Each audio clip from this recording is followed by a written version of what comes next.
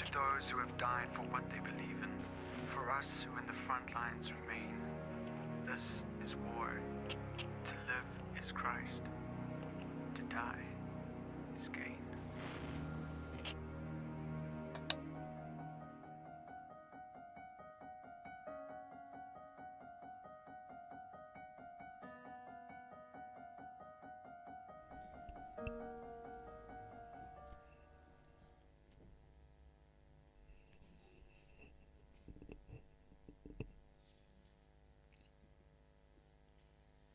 Goeiemôre Sabbatskool. Môre Tanya, welkom hier by ons. Is goed om jou te sien. Ek hoor jy is hier vir reddingswerk. Maar ons is dankbaar daarvoor, want ons weet dit gaan glad nie goed met Wayne en met Elva nie. Almal is in 'n toestand en Elva het hulle het gister uitgevind, sy het 'n hartkleplek wat ernstig is, wat hulle ook sal nou moet herstel. So, ja. So kom ons bid ook vandag vir hulle en dink aan hulle, en dan, het is koud vandag.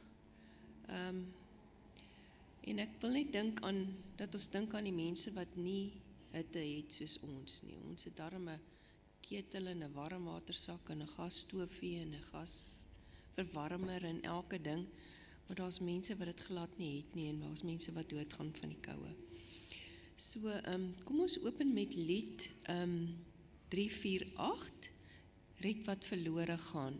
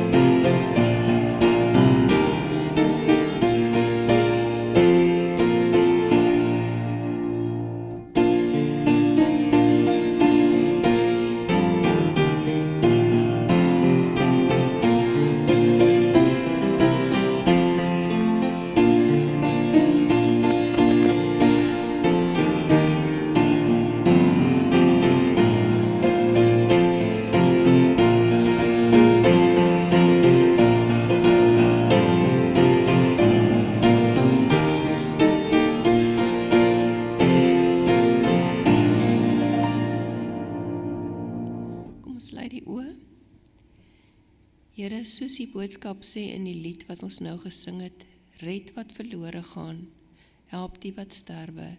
Here, ons het baie keer, dink ons het nie die vermoëns om te kan help nie. Maar met U aan ons sy, Here, weet ons dat U ons sal kan help. Vader, dan bid ek in besonder vir Wayne en Tannie Elva en die hele Banks familie wat deur 'n baie traumatiese tyd gaan, vir Belinda en Veronica en Kathy. Dis vir hulle almal swaar in hierdie omstandighede, maar ons bid, Here, dat U hulle sal krag gee en hulle bystaan in hierdie tyd. Ons vra al hierdie dinge wat ons so nederig aan die voete neerlê, nie omdat ons verdien nie, maar enkel uit genade. Amen. Kom maar sit. Dankie. Ons het eintlik kan mense maar in Hakkies het 2 verjaarsdae gehad. Lou het hierdie 13de verjaar en hy is nie hier nie, maar namens ons almal wil ons vir hom baie geluk sê met sy verjaarsdag. En dan Berna Verster wat gister haar familie, haar seun Christian het 'n seentjie gehad, 'n dogtertjie gehad, Eva, en ons wil hulle baie geluk sê met die geboorte van hul dogtertjie en dat die Here hulle ryklik sal seën.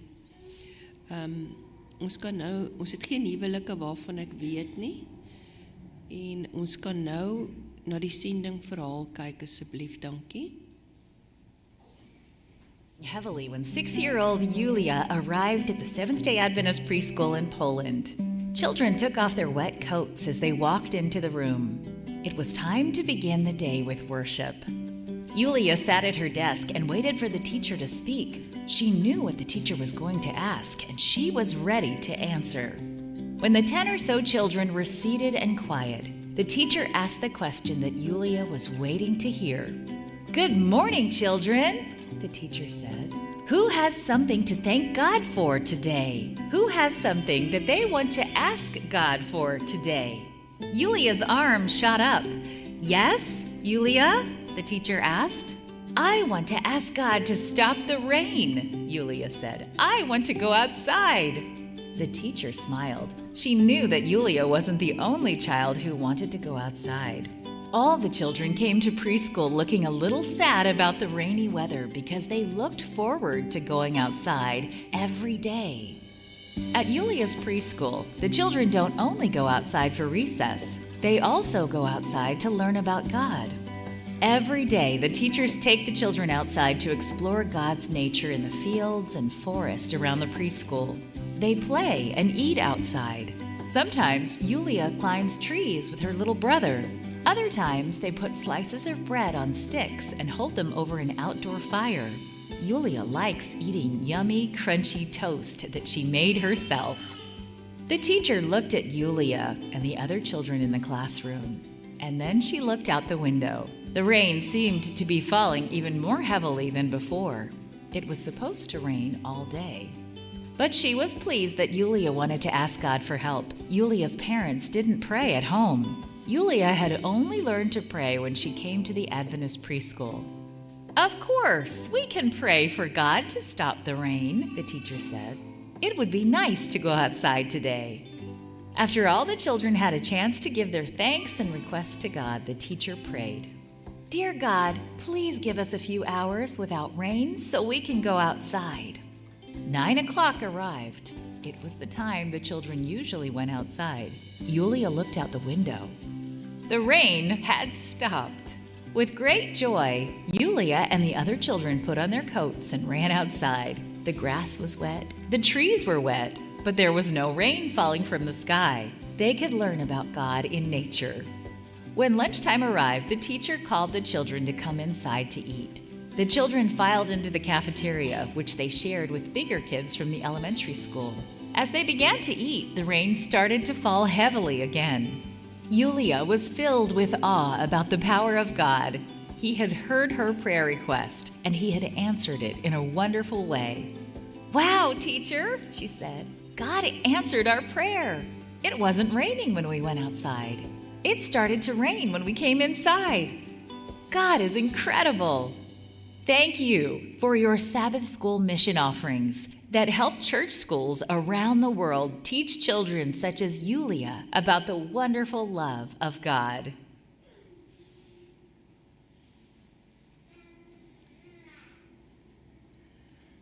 Baie dankie vir die sendingverhaal. Ons gaan nou offergawe opneem. Ek weet nou nie wie se aan diens nie. Ekskuus jy, Ronel. Dankie. En jy, Mornay. Dankie, Mornay. Ekskuus, ek het nie gekyk nie.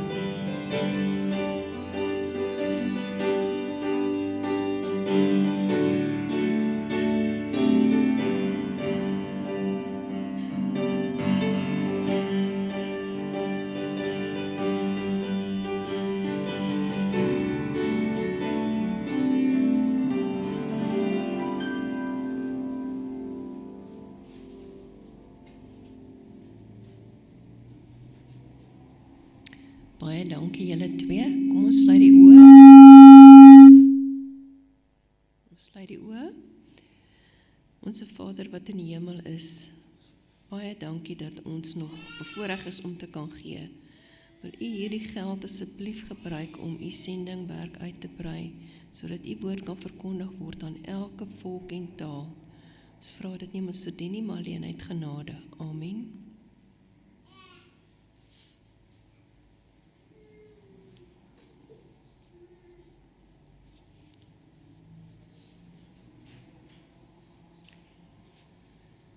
My opskrif vandag is in Engels. Ek gaan in Engels vir ons bietjie uitlei. En dit gaan eintlik oor stewardship ministries wat ek gekry het en daar staan our pockets are not empty. En baie keer dink ons omdat ons sakke leeg is, ons kan nie iets gee nie. Ek gaan eers vir ons lees uit in Engels, Judges 6 verse 11 to 16. Early one morning, the angel of the Lord took on the appearance of a man and sat on a rock under an oak tree on the property belonging to Joash the Abiezrite. Nearby, his son Gideon thrashing grain inside an old dug-out wire press to keep him from being detected by the Midianites. The angel of the Lord said, Gideon, the Lord is with you. You are a brave and mighty man. Gideon was startled, but saw what looked like a fellow Israelite. So he said, if the Lord is with us, then why has he let the Midianites overrun our country? Where are all his mighty acts that our fathers told us about? The Lord isn't with us. He has left us. That's why we're being overrun by these Midianites. The angel of the Lord answered, Go and save the children of Israel from the Midianites. Am I not the one who is sending you? But Sir, Gideon said, How can I save Israel? My family is the smallest one in Manasseh. No one listens to us. Besides that, I'm the one that's least among all of us. And the angels of the Lord said, I'll go with you, and you'll strike down every one of the Midianites as if they were one man.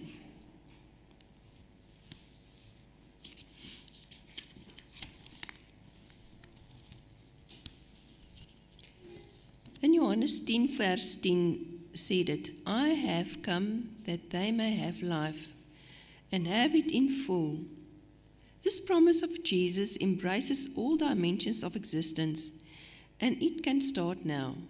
For it to become a reality, one has to overcome the empty pocket syndrome, that paralyzing feeling of inadequacy and insufficiency while facing life challenges and responsibilities today. An example of the empty pocket syndrome is Gideon, the hiding mighty warrior from Judges 6 verse 11 to 12. When the visiting angel called him mighty warrior, he could hardly believe it, but the visitor was not wrong in his assessment. He knew the capacity and potential of Gideon. Though unused and latent at the time, he admired the young man for who he had become.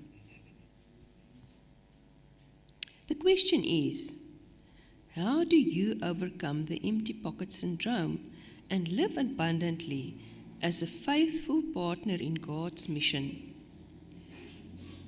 What are the causes of our emptiness? There are several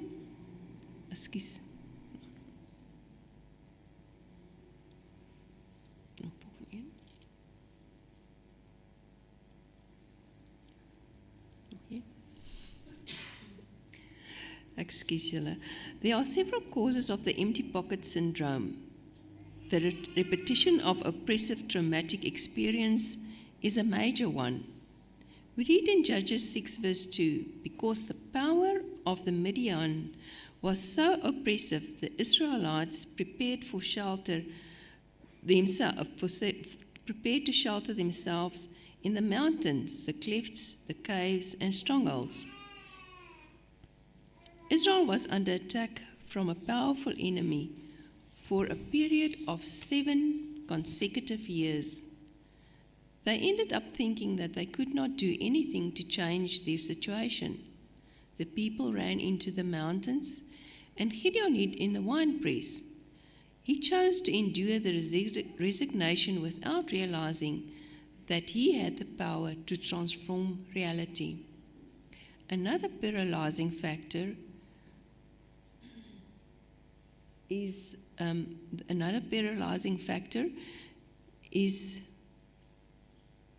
the comparison game. The comparison game. While facing life challenges, people begin comparing their own strength to the strength of others. Gideon is a typical example. "Pardon me, Lord," he said, "but how can I save Israel? My clan is the weakest in Manasseh, and I am the least in my family." The comparison game is usually based on 2 assumptions. I do not have what others have, therefore I don't have. And then the second one is, I do not have the same amount as the others, therefore I don't have. Are we frequent players in the comparison game? Vergelyk ons onsself met ander mense? Wat dit aanbetref, ons voel ons het nie woorde om te sê of iets om te doen vir ander nie, want ons voel ons sakke is leeg. The fear that is generated by past failures and several mishaps in our lives also fuel the empty pocket syndrome. We are terrified by the image in the rearview mirror and conclude that the future can only be a replicate of the past. Past and present performances are not always the best indicators of what we can accomplish. Reversing the empty pocket syndrome. How do we undergo a change of mindset? During his encounter with Gideon, the angel tried to convince the hiding farmer that he had received the power. The Lord turned to him and said, "Go in the strength you have and save Israel out of Midian's hands. Am I not sending you?" Judges 6 verse 14. Many who feel inadequate to partner in God's mission because of apparent lack of resources can undergo a reprogramming exercise by reminding themselves of the Lord's resources. We are not begging for bread. And I'm going to read in Psalms 37 verse 25 that reminds us that we are not begging for bread. I once was young and now I'm old, but I've never seen the Lord abandon a righteous man so that his children had to beg for food.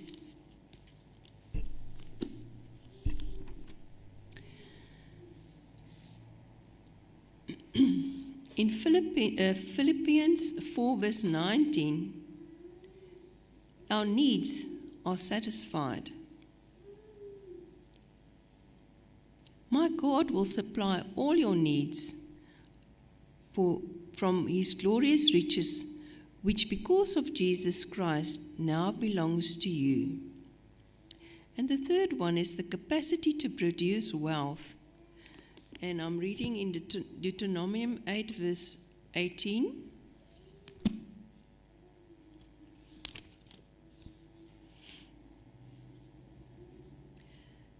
But don't forget, it is the Lord, your God, who gives you the energy and the ability to get wealth and to be successful. He does this because he loves you.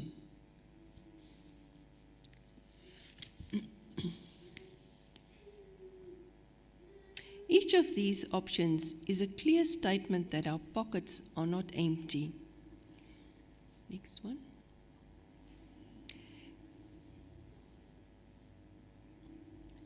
The essentials to deconstruct the two false assumptions mentioned earlier that feed the comparison game.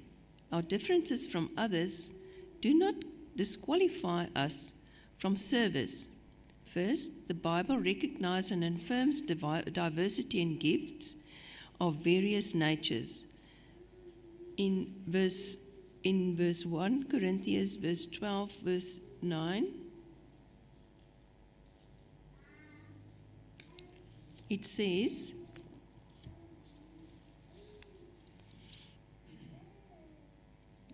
verse 9,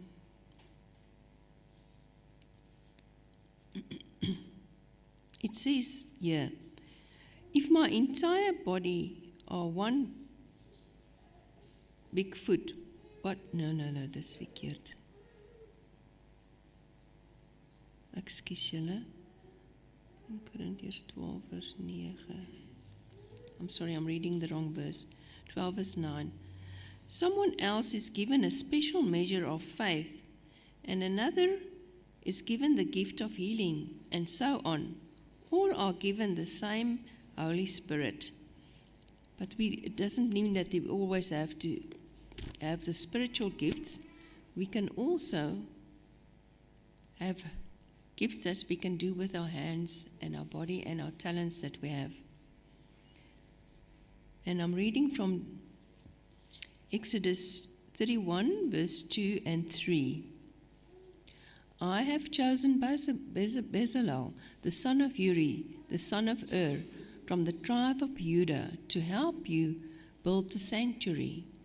I will fill him with my spirit and give him knowledge, skill and ability in all kinds of artistry and craft. So ons kan met ons hande werk en mense help. The second variation in quantity of resources received is not equivalent to the absence of the resources. Little is not the same as nothing. Like the widow who first declared that she had nothing at home and later acknowledged that she had a little oil, learned that even a little could make a big difference. The feeling of helplessness is often the result of seeking the wrong direction. We look at our purse and our bank account, see limited resources, and conclude that we are empty. These words of Jesus contradict our conclusion. While I will be like a man going on a journey who called his servants and entrusted his wealth to them. Matthew 25, verse 14. The quest for money, for hard currency, often leads to frustration and blinds us to the reality of God's raw materials, which He's already given us, like our time, our energy, our friendship, our talents. When they are used consistently, they will produce wealth. They will produce wealth that we can use. Baie keer het ons hierdie talente, maar ons gebruik hulle nie, omdat ons te bang is. Ons steek dit onder 'n maatemmer weg. Maar hoe meer ons dit gebruik, hoe meer ons vir mense omgee en hoe meer ons vir mense help, hoe makliker word dit. En ek het al agterkom as mens dit doen, dan maak dit 'n mens ryk en dankbaar vir dit wat jy het in die lewe. Abundant life and partnership with God are reachable ideals. Our pockets are not empty. Someone has placed something valuable in them. Amen. We will sing hymn 351, If Any Little Word of Mine.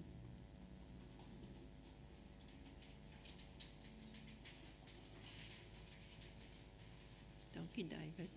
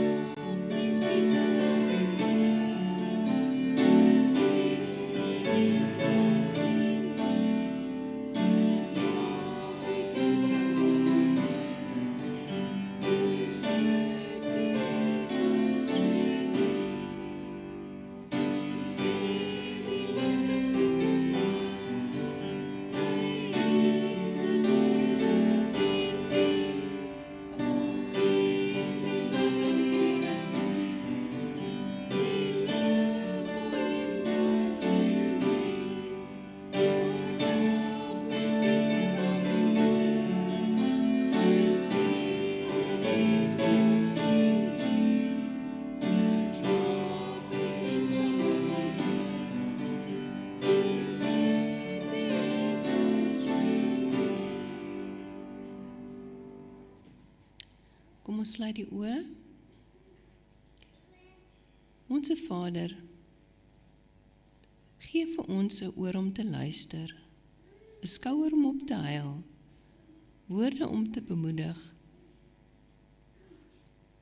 en 'n drukkie om te sê, ek gee om, trane van meegevoel, as jy weet dat iemand hartseer is. Here, maak ons bewus daarvan, dat ons nie altyd geld nodig het, om ander te kan help nie, maar dat ons tyd en onsself kan gee, om ander se laste ligter te maak, in baie moeilike tye. Ag Here, ons bid vir vergifnis van ons sondes, ons bid dat U hand sal uitreik na ons, om daardie moed van oortuiging te kry, om U woord en U liefde uit te dra.